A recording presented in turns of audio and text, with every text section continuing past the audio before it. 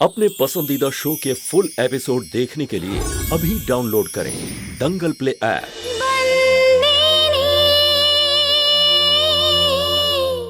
স্বভাব যায় না মূলে, ইজ্জত যায় না তুলে। সেই দিন যখন পিনাকি আমাকে বলেছিল যে তুই টাকা নিয়ে এই গ্রামে এসেছিলি, আমি তখনই বুঝতে পেরেছিলাম যে তুই আবারও তোর নিজের পরিচয়টা দিবি। কোনো খারাপ একটা কাজ তুই নিশ্চয়ই করবি। তারপর থেকে ক্রমাগত আমি তোর উপর নজরদারি চালাই। সত্যি কথা তুই বলতে এসেছিলি এখানে, তাই না? হ্যাঁ, আরে বিদু, তুই শুনে রাখ, এই জায়গাটার নাম ধরমপুর, বোঝা গেল? আমি দাঁড়িয়ে রয়েছে এখানে সত্যি কথাটা বলার জন্য।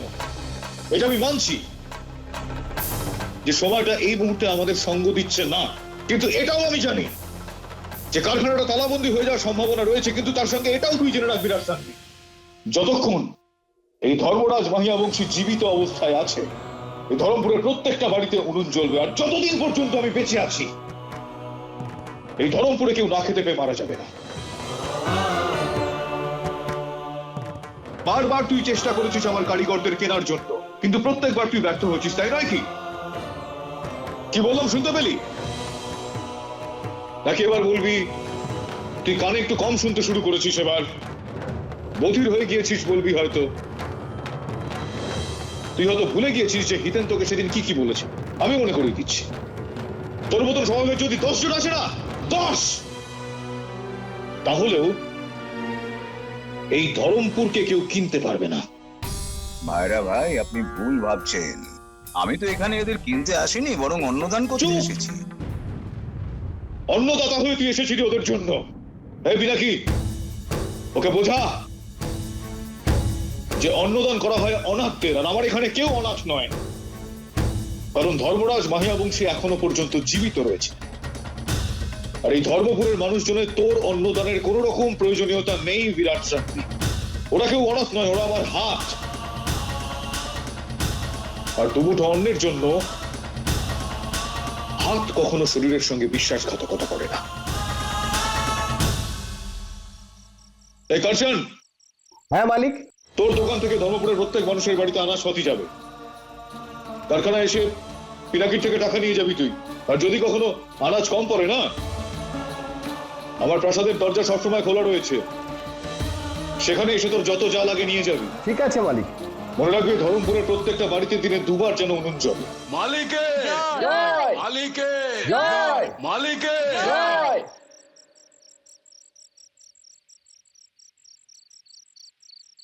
আরে ভাই, তুই এত বছর ধরে এই হীরের ব্যবসাতে রয়েছিস, তোর কাছে এইটুকু খবরও নেই যে হীরেকে যদি কাজরের কৌটোর মধ্যেও রাখা হয় না, তাহলে তার তেজ কখনো কমে যায় না। আর এরা তো আমার হীরে রে। তুই যতই এদেরকে পাকের মধ্যে ডুবে দেওয়ার চেষ্টা করিস না কেন, ওদের মধ্যেকার এই তেজ, এই ঔজ্জ্বল্য কোনোদিনও কমবে না। এইগুলো সব নিয়ে এসেছিলি তুই ওদের জন্য আনাজপাতি। বলো,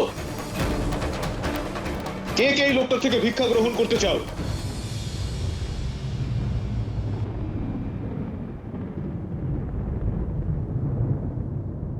কান খুলে শুনে নে তুই বিরাট সাংভি, একটা কথা মনে রাখিস, যিনি এই পেট দিয়েছেন তিনিই পালন করবেন। আর আজকের পর থেকে কোনোদিন দেবতা হওয়ার চেষ্টা করিস না তুই। আরেকটা কথা আজ তোকে আমি বলে রাখছি বিরাট, তুই নিজেটা বুঝতে পারলে খুব ভালো।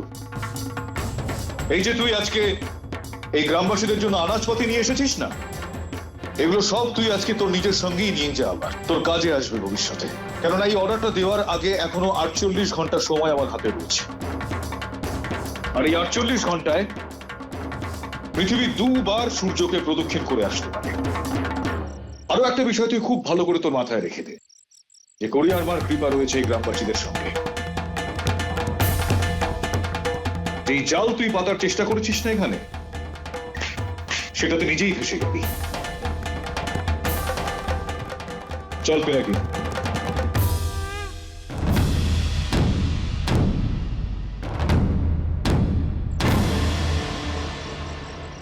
চলো ভাই, সব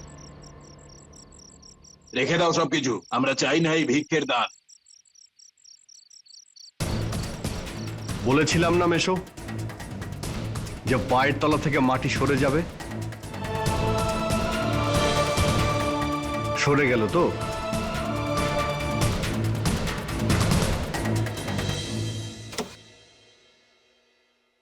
এসো মেশো।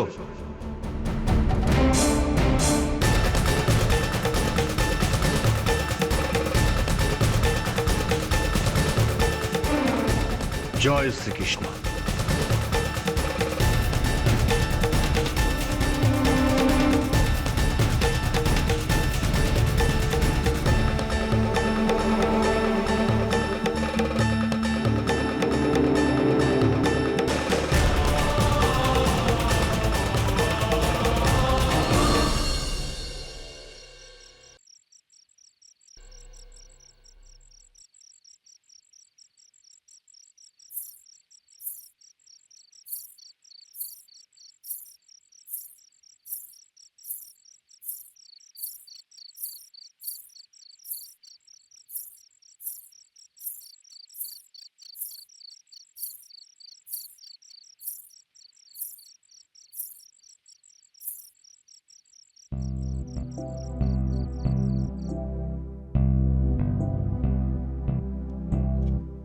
গিয়ে দেখা উচিত মালিক ঘুমিয়েছেন কিনা, উনি খাবার ঠিক মতন খেয়েছেন কিনা।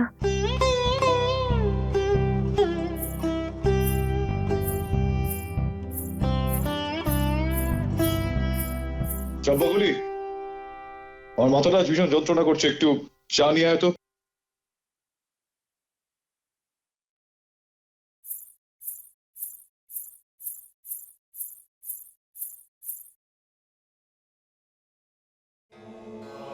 শম্ভু তো আজকে ছুটি নিয়েছে, এবার কি করি? মালিকের মাথা যন্ত্রণা হচ্ছে আর চিন্তিত। পিসিমা বলেছেন আমি রান্নাঘরে যেতে পারবো না, এবার কি করি? যাই হোক না কেন, আমার কর্তব্য মালিকের খেয়াল রাখা।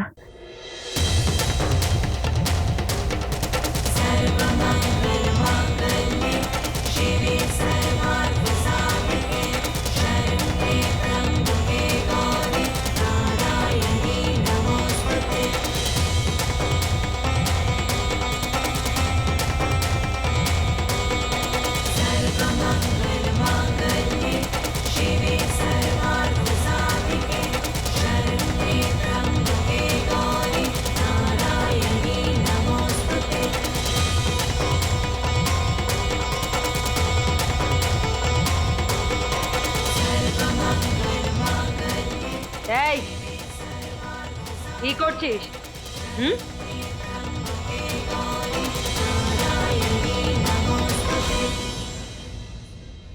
একটা জায়গায় পবিত্র ছিল, সেটাকেও অপবিত্র করতে চলে এলি?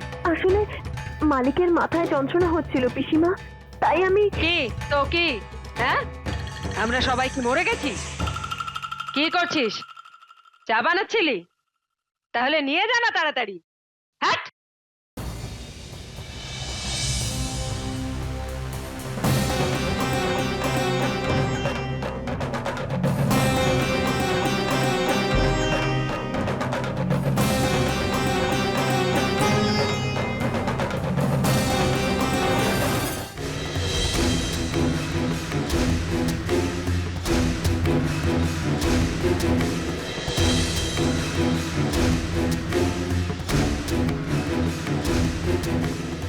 মালিক যা।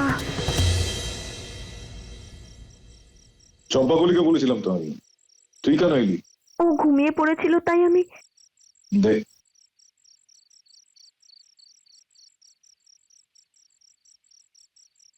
শোন, তোর হাতে কি হয়েছে এটা? ওই আপনার চা দরকার ছিল তাই তাড়াহুড়োতে। মাথায় বুদ্ধি নেই নাকি তোর? একটু সাবধানে কাজ করতে পারিস না? ওগুলো সারসি দিয়ে ধরে।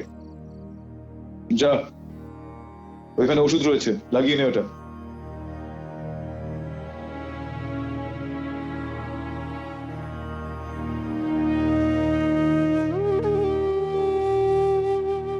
এর মধ্যে কোন ওষুধটা? মালিক কোনটা লাগাতে বলেছিলেন?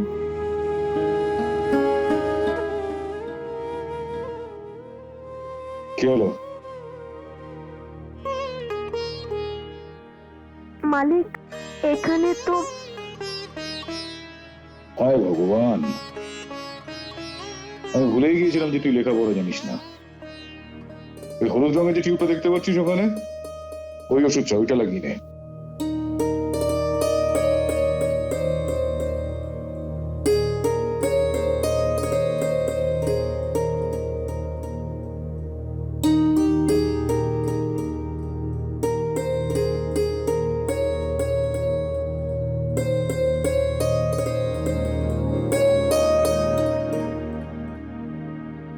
দাঁড়া দাঁড়া, আমি আসছি।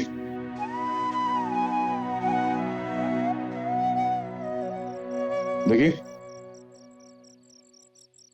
এটা খুলতেই পারছিস না তো ওষুধ লাগাবি কি করে? দে দিকে হাতটা দে।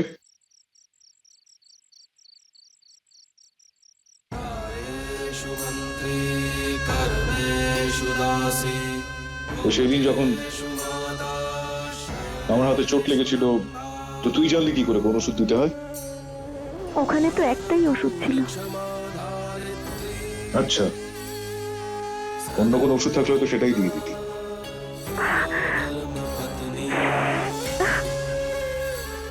হ্যাঁ হ্যাঁ, দাঁড়া, আঘাত লাগলে তো ব্যথা করবেই, তাই না?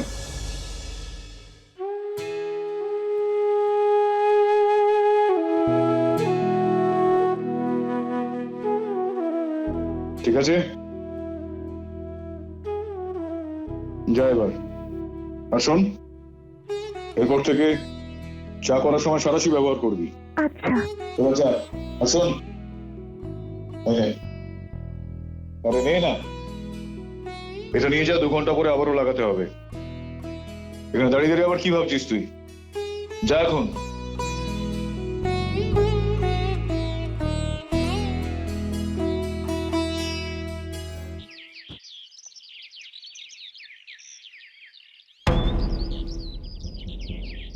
এ তো শুধু 62টা হিরে, আরো 85টা হিরে পালিশ করতে হবে। রাতের মধ্যে বাকি হিরেগুলো পালিশ করতেই হবে।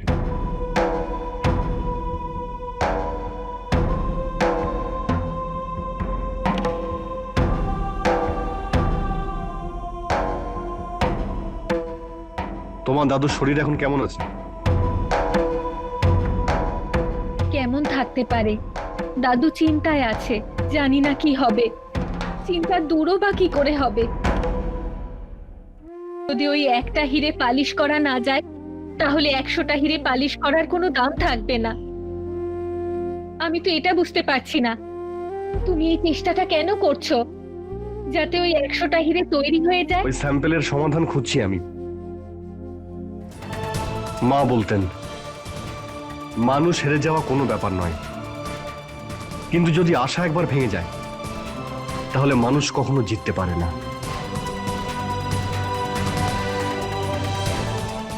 দাঁড়াও,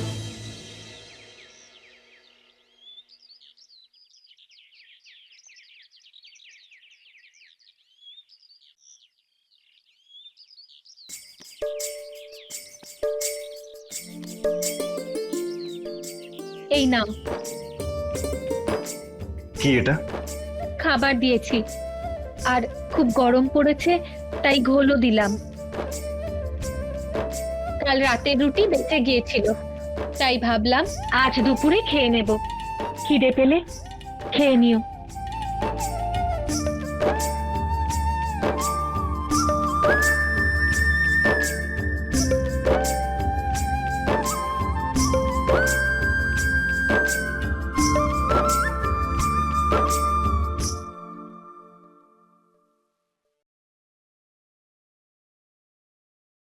শম্ভু, এটা কি? আসলে মালকিন, মালিক আজকে সকালেও টিফিন করেননি। ওনাকে দেখে চিন্তিত মনে হলো। জানি না কতদিন এরকম চলবে। এই কিরে, হ্যাঁ, নিজেকে কি এবারে রেডিও মনে করিস নাকি? ব্রেকিং নিউজ শোনাচ্ছিলি ওকে? আরে ওর আর ওর দাদুরই তো কীর্তি এইসব। ওদের জন্যই তো আজকে ভুগতে হচ্ছে আমার ভাইটাকে। যা এখন মাথায় এখন রাগ উঠে গেছে, যা ইচ্ছা তাই বলে দেবো। যা যা যা যা, এখন যা, বেরো বেরো বেরো।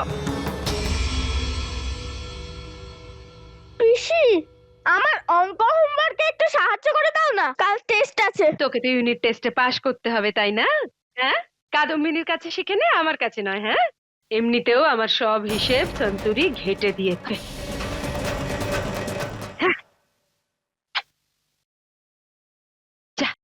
এবার কি করবো শান্ত? পিসি তো বারণ করে দিল, আর কাদম্বরী দিদিও তো বাড়িতে নেই, তুমিও তো পড়াশোনা জানো না, আর বাবা তো। থেমে গেলে কেন? আজকাল তো উনি রেগে থাকেন, ওনার কাছে আশা করাটাও বেকার। তুমি চিন্তা করো না, সব ঠিক হয়ে যাবে। চলো আমার সাথে। আরে ভাই, তোদের মাথায় বুদ্ধি শুদ্ধি আছে কিছু নাকি নেই? কি সব পেপার পাঠিয়েছিস এগুলো? আমি বারবার বলেছি না যে ইংরেজিতে লেখা থাকলে সেটা বাংলায় করে পাঠাবি। আরে ইংরেজিটা ঠিক বুঝি না আমি। আরে এর ইংরেজিতে কি সব চিরবির চিরবির চিরবির করছে? আরে আচ্ছা, আমি পরে কথা বলছি, একটু পরে ফোন করো ম্যাম। হ্যাঁ হ্যাঁ, বল কি হয়েছে? কিছু না বাবা। কিছু না মানে? তুই এখানে যখন এসেছিস কিছু তো নিশ্চয়ই হয়েছে। কি ঢুকাচ্ছিস ওটা পিছনে? বল।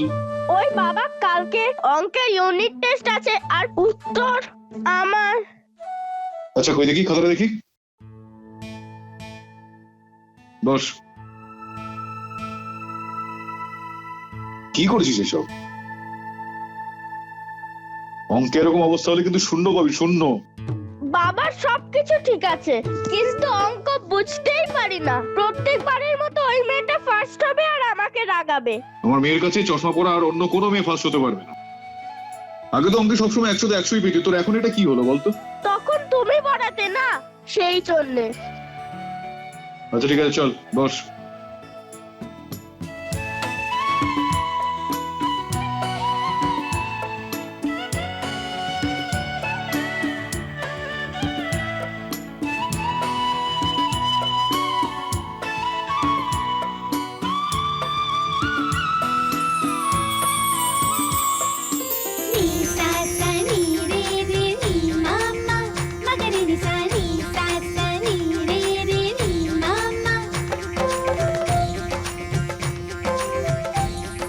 বুঝতে পারলে আমি কি বললাম? হ্যাঁ, এইভাবে অঙ্ক করতে হয়। মনে পড়ছে? এটা আমি আগে তোকে কবে বুঝিয়েছিলাম? বাবা, মায়ের সামনে। মায়ের যাবার পর তো তুমি কখনো।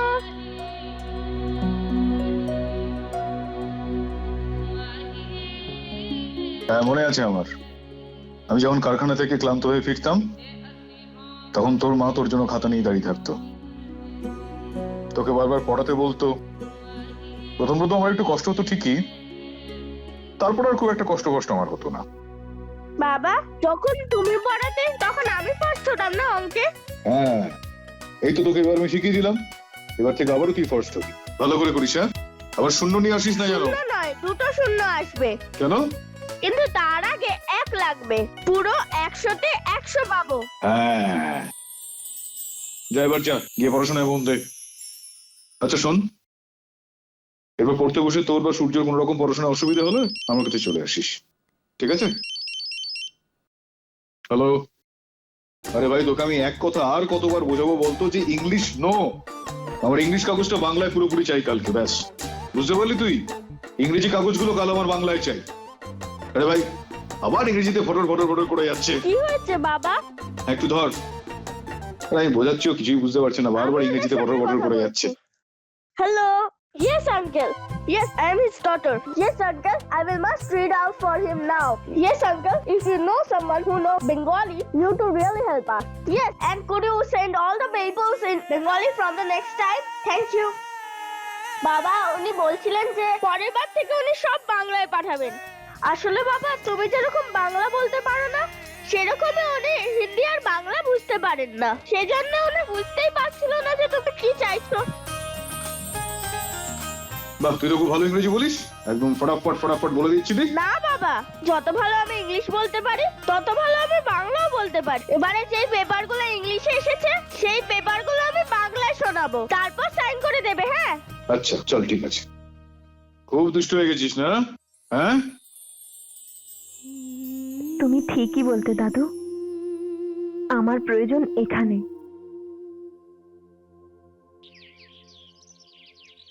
এরকম ভাবে বসে আছেন কেন? অন্তত 100 হিটের কাজ তো চালু রাখুন। কি লাভ হিতেন ভাই? আপনিও জানেন যে আসল ব্যাপারটা ওই স্যাম্পেল হিরেটা নিয়ে। যতক্ষণ না সেটা জমা পড়ছে কোনো কাজে লাগবে না এই 100 হিরে। এখনো কিছুই হয়নি পরশুরাম কাকা। এখন আমাদের কাছে একদিন আছে, আর একদিনে আমরা কোনো না কোনো সমাধান নিশ্চয়ই বের করব। আর একদিন, শুধু একটাই দিন আছে হিতেন ভাই। এতদিনে যখন কিছু হলো না, একদিনে কি হয়ে যাবে? তাছাড়া হিরেতে আর কোনো চমক নেই হিতেন ভাই। অন্ধকার, শুধুই অন্ধকার। শস্য শেষ হয়ে আসছে। এখন তো শুধু একটাই উপায় আছে হিতেন ভাই, আমাদের সবাইকে এই ধরমপুর ছেড়ে চলে যেতে হবে। এমনিতেও বিপুল দাদা তার পরিবারকে নিয়ে এই গ্রাম ছেড়ে চলে যাচ্ছে। এরকম বলবেন না দয়া কাকা। আপনারা সবাই চলে গেলে এই ধর্মপুরের কি হবে? মানুষ নিয়েই গ্রাম তৈরি হয় হিতেন ভাই, গ্রাম নিয়ে মানুষ নয়। গরিব মানুষ যেখানে দুটো রুটির খোঁজ পাবে সেখানেই সে গ্রাম বানিয়ে নেবে। বিপুল ভাই সুরাটে চলে যাচ্ছে, সত্যিটাকে তো আর অস্বীকার করা যায় না। আর সত্যি হলো এটাই যে যতক্ষণ না ওই হিরেটা তৈরি হচ্ছে, মানে ওই স্যাম্পেলের হিরেটা জমা পড়ছে, ধরমপুরে থেকে আমাদের সবাইকে না খেয়েই মরতে হবে।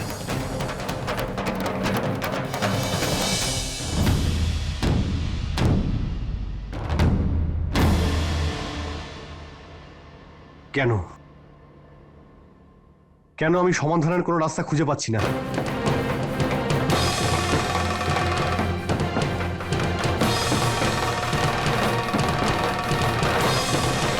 फुल एपिसोड देखने के लिए अभी डाउनलोड करें दंगल प्ले ऐप।